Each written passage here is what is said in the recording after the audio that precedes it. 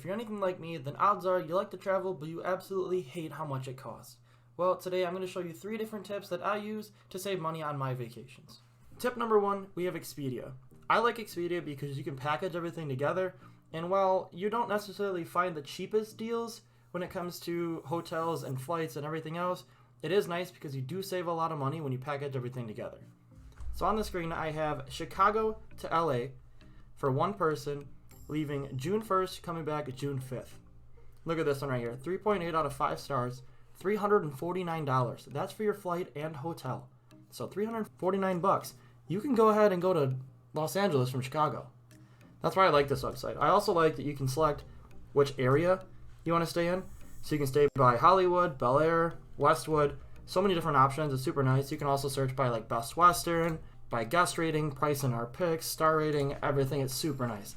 And I do like that you can also throw in direct flights only.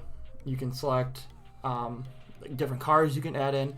And also at the end page, you get to select everything. You can select the type of room you get, the flight you choose. I personally have used Expedia a few times when booking my vacations. Another thing I do like is if you create an account, you can actually earn rewards. So you can earn so many points that you can redeem for free vacations or discounts on your next vacation. It's super nice. So that's tip number 1.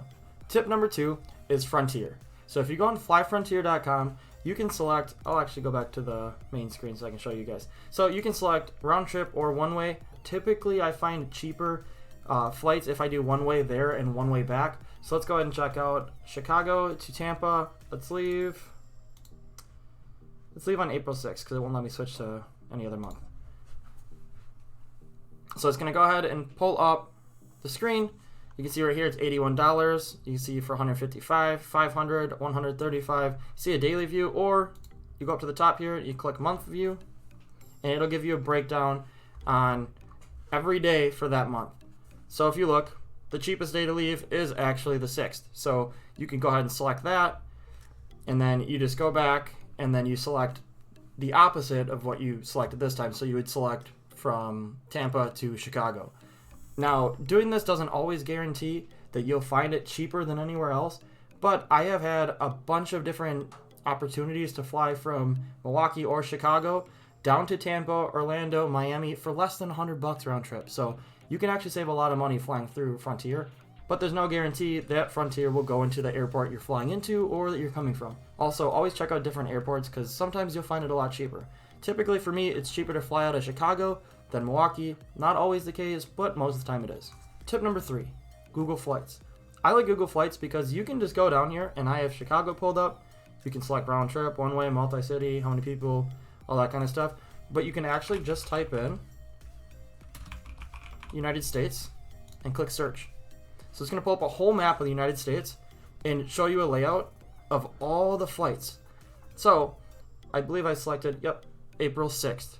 So if I were to leave from Chicago to New Orleans, it'd be $78 round trip. That's a steal. 86 to Dallas, 118 to Denver, 181 to San Diego.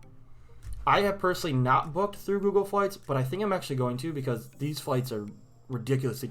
Miami, $74. That's crazy. Anyways, so I think that my favorite is Expedia just for saving money and packaging everything together and getting the points.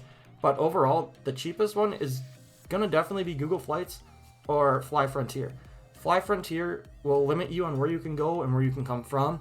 But Google Flights, I like because you can see the whole map of the United States and you can kind of pick. If you're a little more flexible, then I would select Google Flights, personally. You save a lot of money. You can see what's cheapest.